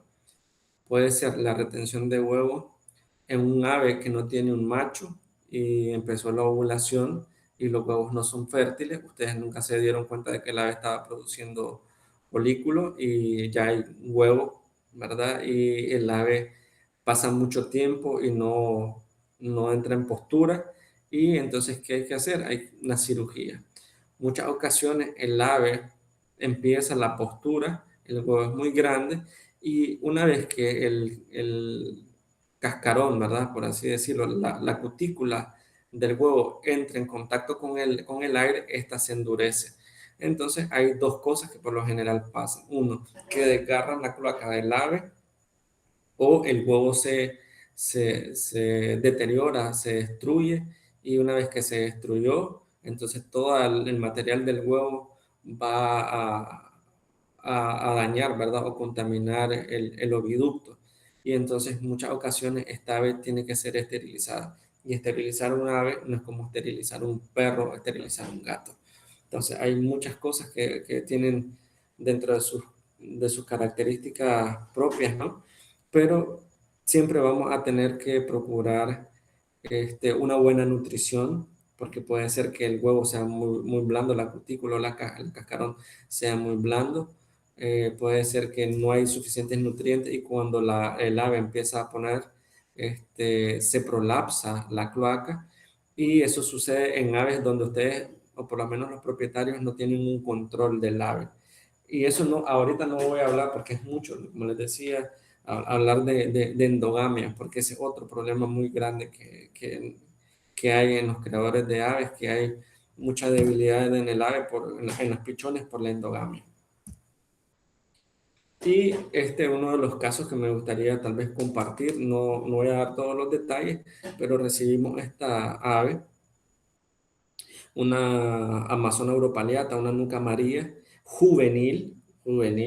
¿Y qué quiero decir con juvenil? Cuando la ave, por ejemplo, de esta especie son jóvenes, no deberían de tener tanta pigmentación en el cuello o en la cabeza. Una vez que entran a la etapa, a la fase adulta, por así decirlo, ¿verdad? O la etapa reproductiva, ya ellas deberían de tener la pinta de sus plumitas amarillas. Pero, ¿verdad? No quiere decir que porque tal vez no pintó todo el cuellito es juvenil. A veces tiene que ver mucho con características propias del ave. Pero tampoco es normal que un ave que es juvenil tenga tantas plumas amarillas. Entonces, ¿qué haces? Voy a empezar a sospechar de una intoxicación por plomo o una intoxicación por semillas de girasol. Esas son las dos opciones más comunes que podría llegar a tener. Y entonces, esta fue una de las imágenes que presenté al inicio. Miren, esas plumas ya perdieron la pigmentación, la coloración verde de las alas, de las plumas de las alas de las secundarias y las primarias. Y en algunas ocasiones podrías tener un ave que está muy oscura o más oscura de lo normal. Por eso es que es importante determinar si está frente a una Amazona europaleata, una Pharynoson, lo que sea, ¿no?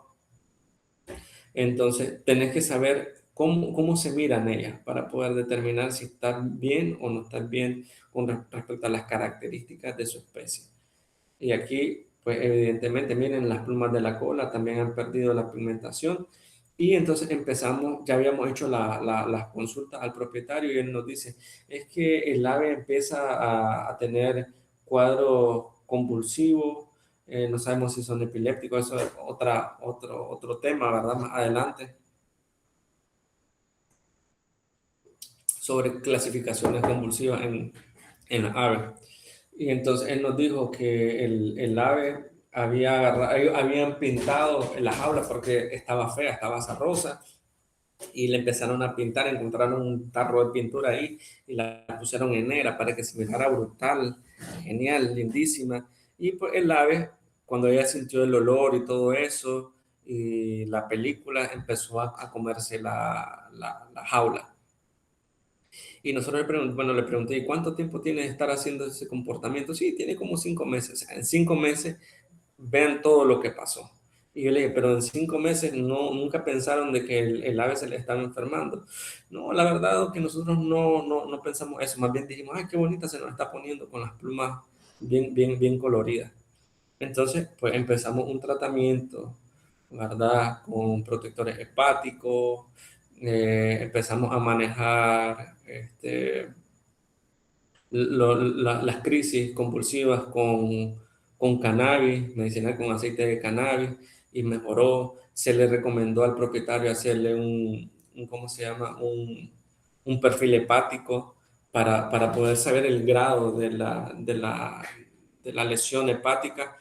Se le pidió hacer también una radiografía para saber si no habían alteraciones tan marcada, o por lo menos tener muy claro. Claro, el propietario solo accedió a un hemograma, un coprológico y a la radiografía. Ya el perfil ya no quiso pagarlo, entonces pues dentro de las cosas que se pueden manejar, pues se hace. Esos son los problemas de que una persona común y corriente, ¿verdad?, tenga un animal de este tipo. Como les decía, un animal silvestre no debería ser una mascota. Y aquí tenemos cómo se miraría un hígado sano. Aquí vemos cómo se mira un hígado graso, que por lo general pasa con aves que consumen muchas semillas de girasol. Las semillas de girasol no son parte de la dieta en este tipo de aves grandes o medianas y generalmente se le dan como premio.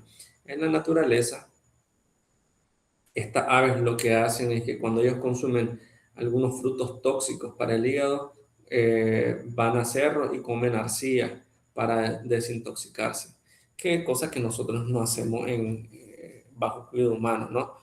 Porque tiende a ser muy costoso, porque un protector hepático para un ave, o sea, puede ser bastante caro, puede ir desde los 10 hasta los $30 para 30 días más o menos, ¿no? Entonces, suele ser un poquito costoso.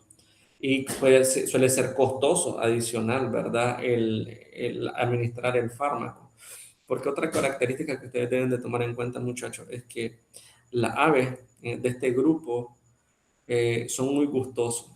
Si vos le administras el fármaco, no es como los pollos, como las gallinas de patio. Vos a una gallina de patio, a una gallina ponedora, a un pollo de engorde, vos le pones todos los medicamentos en el agua y, o sea, son X. A ellos no les interesa si le pusiste lo que sea en el agua. Ellos van a consumir. Mientras que la citácida, si vos le administras un fármaco en el agua y a ella no le gustó el sabor del agua, va a dejar de tomar agua. Y que un ave de esta deje de tomar agua es muerte. ¿Sí? Entonces, tienen que buscar otras alternativas. Si ustedes saben que el fármaco no es tan sabroso, no es tan palatable, entonces tendréis que hacer dos cosas: o disimularlo en el alimento, o vas a tener que hacer una contención física cada vez que vaya a dar el medicamento. Entonces, cada captura va a ser un estrés.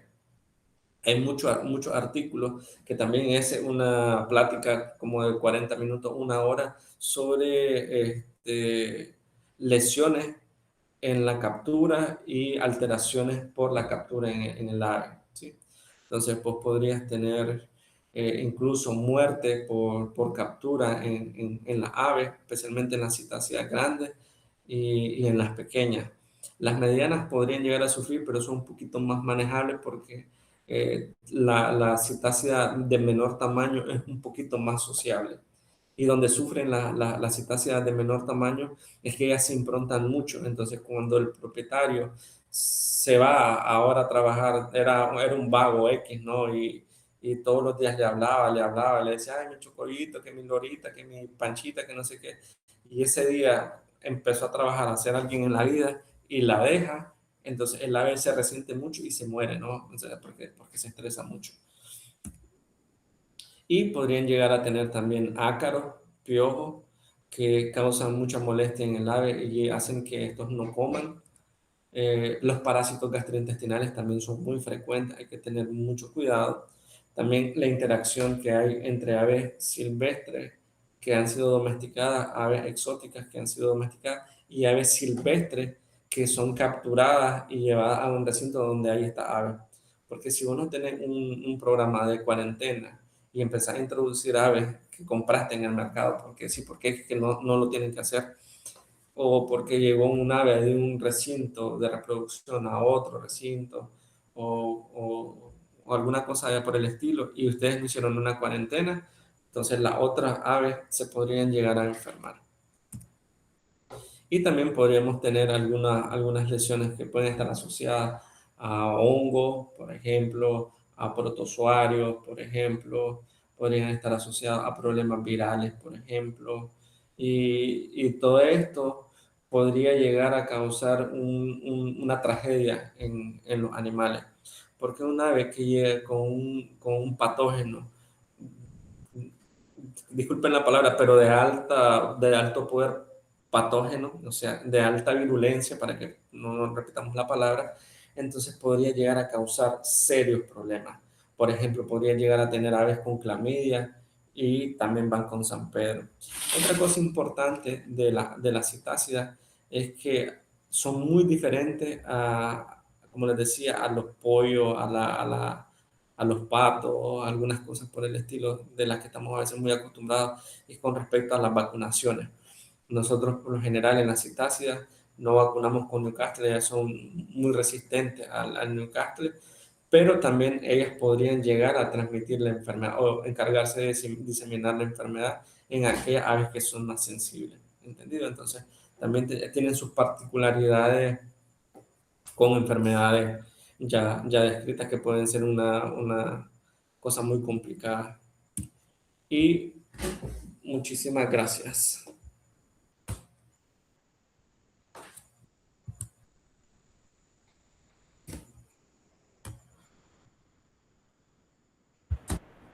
Muchísimas gracias, doctor. Súper excelente la clase. Abordó demasiadas cosas que igual estábamos como con esa curiosidad. Y para no hacer muy largo el asunto, vamos a empezar con las preguntas. La primera nos pregunta, ¿cómo se aborda el dolor con fármaco en aves? ¿Cuáles serían esos protocolos terapéuticos a seguir y el manejo de la fiebre? Y el manejo de la fiebre. Sí. Ok, entonces miren, para no hacerles muy largo la respuesta, yo te voy a compartir a vos un libro que es como la Biblia de los animales exóticos, silvestres, que es el Carpenter.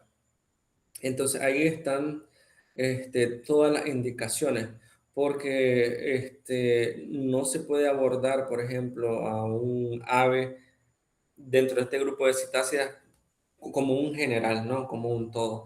Entonces hay dosis, ¿verdad? Que tenés que tener en cuenta.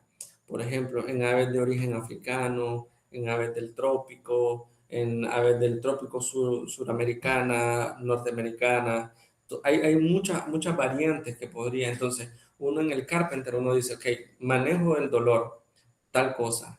Sí, entonces vos buscas cuáles son los fármacos incluso que podrían combinarse en el manejo del dolor. Entonces yo te comparto con mucho gusto el documento y ahí, por ejemplo, vas a encontrar dosificaciones incluso para el manejo de la fiebre, por ejemplo, en el ave. Cómo abordar al ave febril si después de que lograste identificar que es por un patógeno, qué es lo que deberías de tomar en cuenta. Porque, ojo, como les digo, no funciona igual que, no funciona igual que un perro y un gato. Por ejemplo, en las aves no se utiliza la vía subcutánea con tanta frecuencia, porque las aves están diseñadas, por ejemplo, si ellos son presas, que si un cazador, un ave rapada o un mamífero las va a cazar, las agarra del ala y las desgarra, no se desangran, porque tienen muy poca circulación. Entonces se evita la vía subcutánea.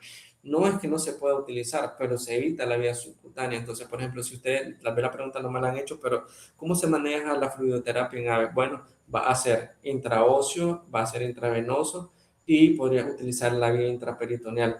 Y basado en eso, también podría utilizar un fármaco para poder controlar la fiebre. Podría utilizar,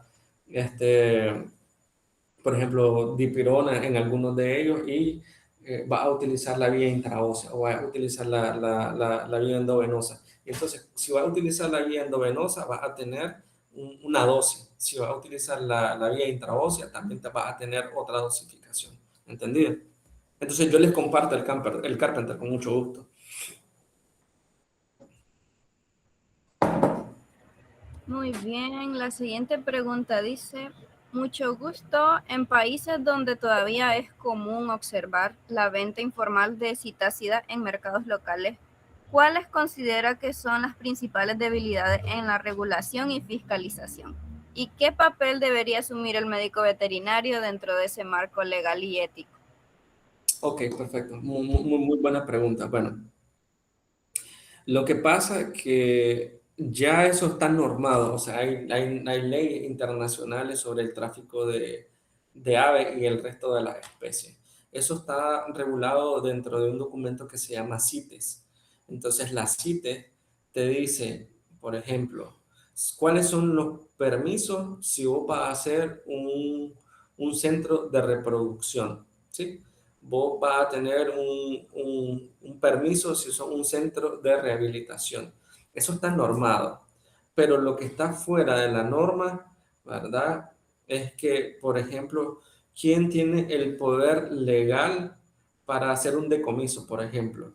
Entonces, lo que te dice la ley de Nicaragua, por ejemplo, es que la policía en conjunto con la autoridad competente, que en este caso sería Marena, son los únicos responsables de hacer ese retiro de esos animales, o sea, hacer el decomiso. Pero ustedes saben, ¿no? Que esto no es tan fácil como nosotros pensamos. Por ejemplo, en nuestro barrio, ¿cuánta gente tiene un chocollo? ¿Cuánta gente tiene una lora? ¿Será que el Marena tiene abasto para poder ir casa por casa y empezar a quitar todos los chocollos, quitar todas las loras, quitar las guacamayas? No, no tiene la capacidad en personal, no porque ellos no quieran, sino porque nosotros somos los que nos tenemos que educar, ¿no? Por eso se hace educación ambiental. Eh, Ahora, si tuvieran ellos la capacidad para ir casa por casa, imagínense, tendrían que tener un recinto grandísimo para poder tener todas las aves, para poderlas clasificar por especie, para poderlas clasificar por categoría, para saber cuáles son las que se van a rehabilitar. Entonces va a ser muy, muy complejo. Entonces, ¿cuál es el papel de nosotros como médicos veterinarios? Uno, estar documentado sobre las diferentes especies, qué yo puedo hacer para mejorar la calidad de vida de esta ave, eh, hablar con las personas que ya tienen el ave para que eviten comprar más aves, porque no crean que es fácil. Por ejemplo, yo he escuchado muchos animalistas que te dicen, no, esa ave debería estar en la naturaleza, pasó 20 años, 30 años en una casa. O sea, esa ave, vos la liberás, se va a morir. ¿Sí? Entonces no se puede hacer tampoco eso. Entonces vos tenés que tener conciencia como médico veterinario, tenés que tener capacidad de hacer educación ambiental en la comunidad o en la zona donde está, y los propietarios cuando llegan a tu consulta diaria, vos tenés que saber mucho de la especie para no hacerla sufrir más de lo que ya la están haciendo sufrir porque está en cautiverio. No está bajo cuidado humano, está en cautiverio porque la diferencia entre manejo, ¿verdad? O cuidado humano es que cumplan los requisitos mínimos, al menos para la especie. Y en cautiverio es que te tengan como que si fuera un preso, en una jaulita chiquitita que te ponen agua, tortilla, pan, queso, café, Coca-Cola, no sé, yo he visto cosas random en la consulta. Entonces, eso, si se puede denunciar, se denuncia. Si se denuncia y la gente no, que se encarga de eso no logra hacer nada, entonces nos toca seguir haciendo conciencia ambiental.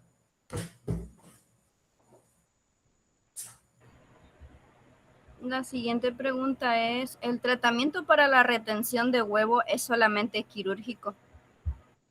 Depende, porque la mayoría de las veces llegan a tiempo y se hace un retiro manual, mecánico. Entonces, por lo general, humedeces la cloaca y más o menos medir el tamaño, haces pruebas y si la cloaca se logra expandir, entonces lo haces que salga. Claro, después de ese procedimiento tiene que ir con manejo del dolor, sedación y manejo del dolor, porque es evidente que el animal, aunque él no te diga, ay, no, me duele, entonces algunas aves sí son muy expresivas, pero aunque el ave esté muy, muy cansada por tratar de ponerlo, entonces sí se puede hacer de forma mecánica. Si eso no funciona, entonces se tendrá que hacer un procedimiento quirúrgico.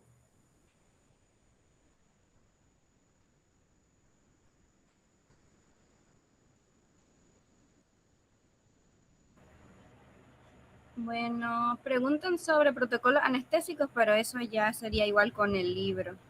Sí, los protocolos anestésicos, miren, para tal vez dar un toquecito, para hacer tan mala onda y decirles que no. Entonces, por ejemplo, un protocolo anestésico tiene que ir bajo algo que se llama anestesia multimodal en la ave, porque estamos hablando de plano anestésico, ¿sí? Entonces, cuando yo digo plano anestésico, yo tengo que llevar al ave a un nivel donde pierda la conciencia, pero que también no sienta dolor, porque una cosa es perder la conciencia y otra cosa es sentir dolor, ¿no? Entonces, vos tenés que combinar.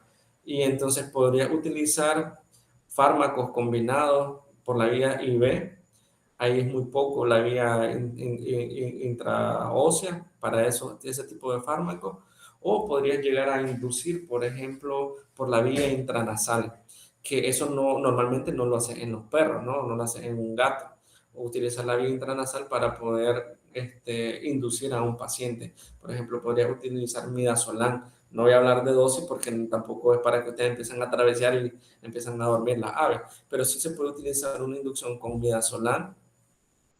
Una vez que hiciste la inducción con midazolam, Entonces puedes utilizar un gas inhalatorio como isoflurano y eso te permite a vos maniobrar al animal para poner una vía intravenosa, ¿sí? Y entonces ya ahí ya podrías utilizar los fármacos que están disponibles. Porque claro, yo aquí en Nicaragua, o sea, yo voy a trabajar con los fármacos que yo puedo conseguir.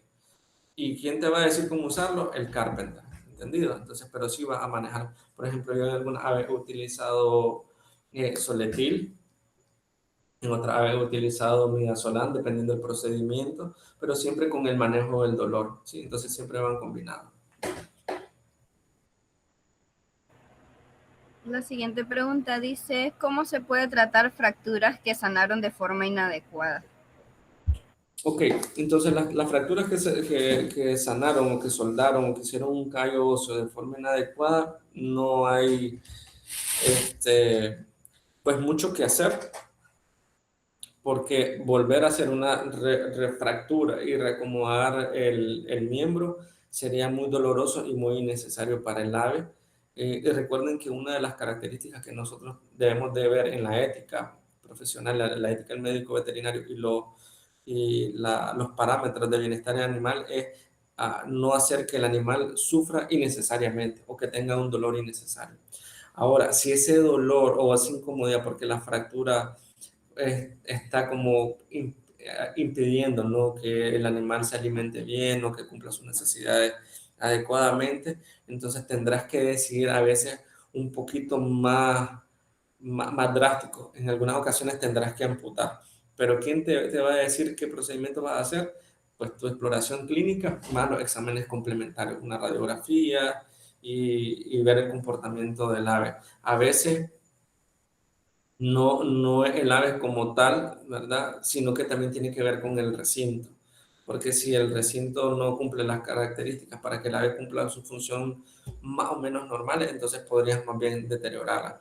Yo tengo un amigo, ¿verdad? Que él tiene un agaporni que rescató con la patita fracturada y él está con otros recintos de agaporni. Entonces, ¿qué es lo que él hizo? No hizo una jaula, que fuera alto, sino que lo hizo pequeño con sus perchas pequeñas, las perchas que estaban abajo del tronco, o sea, él se esmeró, hizo unas perchitas, el tronco tenía como unas ramitas por los lados abajo, y entonces él salta como que si fuera un piñuela, ¿no? Un saltapiñuela así, y llega hasta las otras ramitas, y igual de esa forma él se baja, porque las alitas las tiene bien, entonces él planea y se cae. Entonces, y él se alimenta, él le ponen le puso el recipiente de la comida y el agua abajo y lo puso en una zona donde las otras aves no la puedan defecar. Entonces solo puede ser más manejo que otra cosa. Nos mencionan excelente charla y cuando hay sobrecrecimiento de la linfoteca, ¿usted desde cuándo considera sobrecrecimiento de pico? Bueno, vamos a tener sobrecrecimiento del pico cuando este empiece a ser infuncional o empiece a lesionar al ave. Entonces, generalmente, bueno, no sé si se recuerdan una de las imágenes que tenía sobrecrecimiento del pico, ustedes van a ver dónde es el sobrecrecimiento, o sea, se logra ver. Y si les cuesta un poquito ver porque el pico del ave es oscuro, por ejemplo, en algunas especies de aras, por ejemplo, el arambigua que tiene el pico negro, entonces no es muy fácil verlo. Entonces tenés que ir tanteando, ¿no? Y saber mucho de la especie, realmente es saber más de la especie. Pero en aquellos que los picos son claritos, como la Macao, ¿verdad? La Amazona europaleata, algunos aratingas, por ejemplo, algunas ninfas.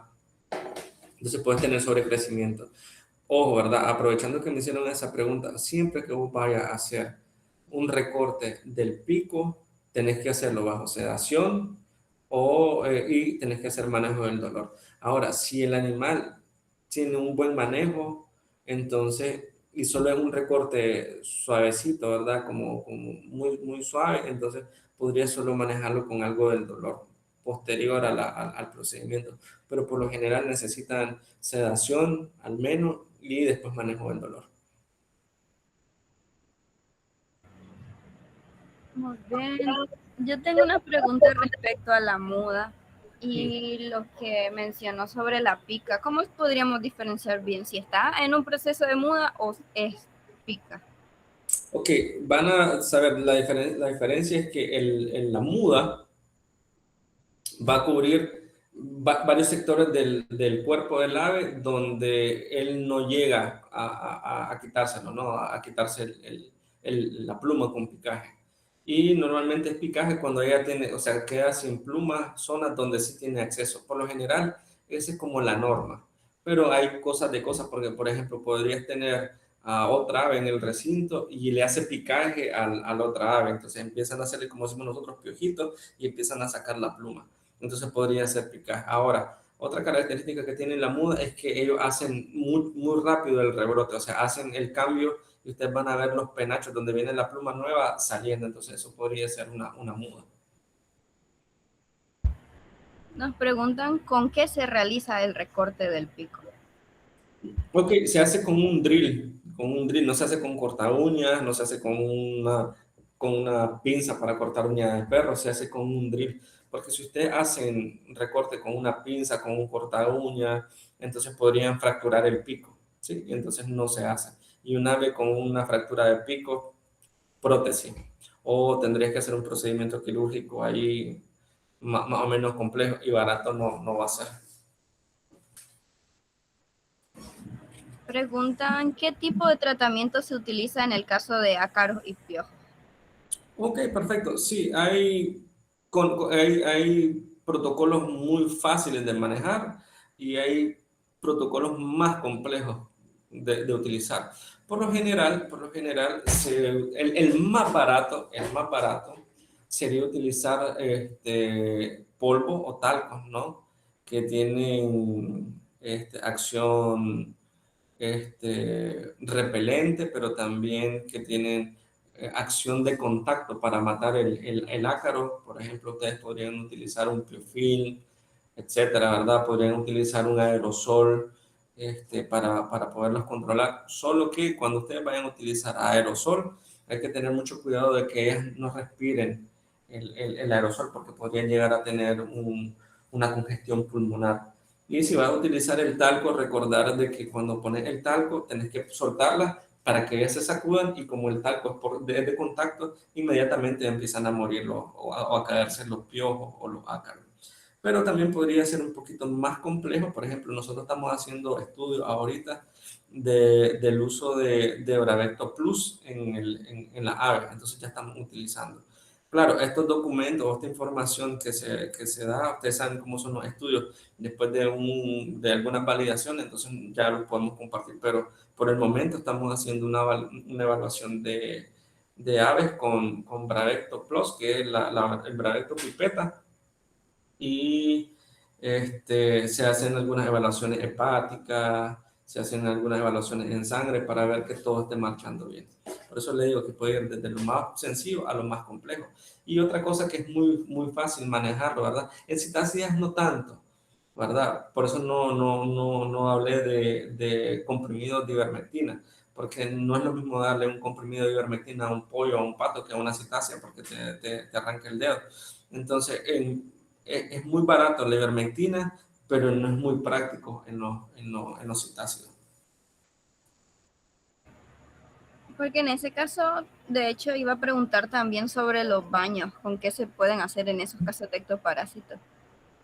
Sí, hay, por ejemplo, Neubón y algunas cosas, algunos piretroides que se pueden utilizar, pero es muy complejo porque un citácido no tiene las características de un pollo, por ejemplo, o de otra ave, porque los citácidos se acicalan mucho. Entonces, después de haber utilizado, por ejemplo, un baño de inmersión, tenés que enjuagarlo bien, porque si él empieza a tener ese residuo, se te podría intoxicar. Entonces, es mejor utilizar una solución que no sea tan complicada para tu ave.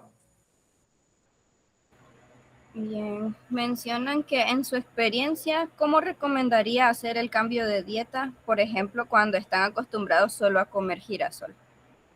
Ok, sí, miren, eso es un tema muy importante. El cambio de dieta se tiene que hacer paulatinamente.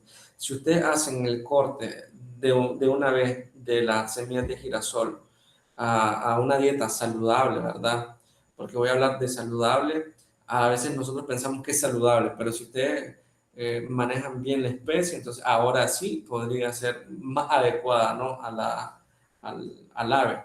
Y digo de saludable a adecuada porque lo mejor sería que estuviera en la naturaleza, consumiendo sus semillas, consumiendo sus frutos, consumiendo sus flores, consumiendo sus lagartijas cuando la agarren mal parqueada, que se roben un huevo y se lo comen, ¿me entienden? Eso sería lo más adecuado, o sea, sería lo correcto, pero tenés que hacer un retiro paulatino.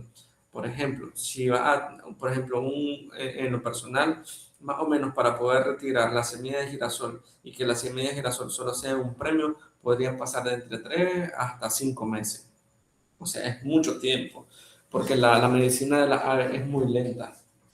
O sea, va a llevar un tiempo muy corto. Entonces, y tenés que empezar a cambiar la semilla de girasol a, por ejemplo, a una semilla que vaya queriendo, por ejemplo, una semilla de almendra, podría ser una guayaba. A veces la ave no está acostumbrada a eso, entonces tendrías que luchar y ponérsela mucho tiempo.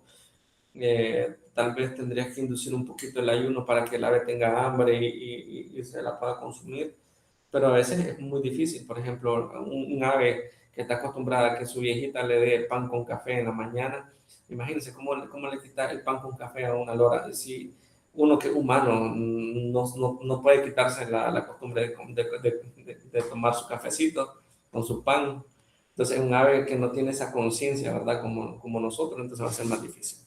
Entonces tiene que ser paulatino. Podría llevar entre 3 a 5 meses. Hay unas que responden muy bien. ¿Qué cosas son las que te van indicando de que el ave está asimilando bien? Uno, que no vocaliza tanto, que no hay picaje, que el animal no se está lesionando las patas, o sea, no se está mutilando. Entonces, si vos vas haciendo el cambio y ella no va haciendo ni picaje, ni mutilando, ni está vocalizando mucho, entonces quiere decir que vas por el buen camino. El ave empieza a vocalizar más de lo normal porque le quitaste él. Entonces tenés que volver e ir retrocediendo, tenés que ir a hacer prueba error.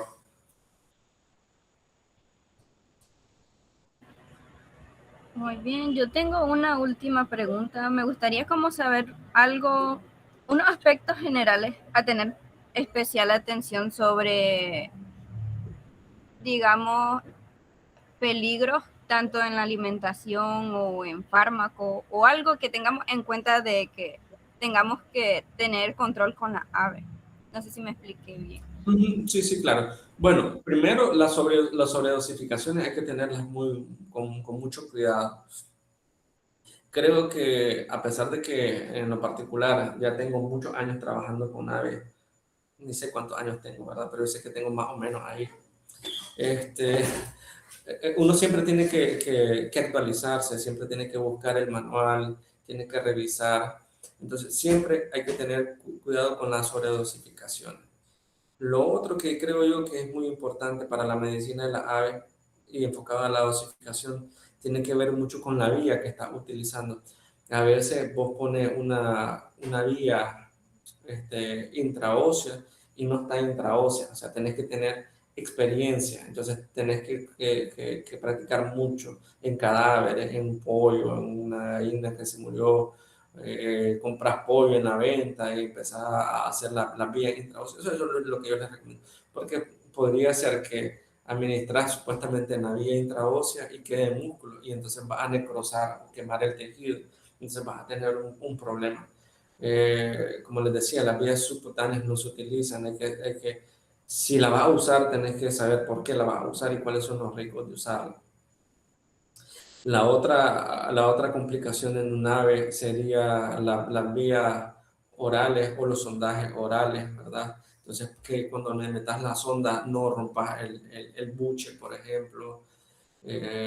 Cuando utilizas la vía intraósea, que no pongas sobredosis, porque si te pasas de la dosis o del líquido, podría hacer una broncoaspiración, por ejemplo. Y en la nutrición de las aves, creería yo que lo más importante es que maneje la regla, o sea, siempre hay excepciones a la regla. Entre más grande el ave, más requerimientos nutricionales va a tener. Entre menos tamaño tenga, menos requerimientos, quizás no nutricionales, porque siempre tienen sus requerimientos nutricionales, pero van a ser más enfocados, por ejemplo, a néctar, a semillas, etcétera. Muy bien, doctor. Esas serían ya todas las preguntas. Igual mencionan que muchísimas gracias por la charla. A la orden, a la orden. Y me alegra ver a muchos de ustedes. Muy bien, entonces ya daríamos por finalizada la clase. Muchas gracias por su disposición, doctor. Pasen buenas noches todos. Buenas noches, a la orden. Buenas noches.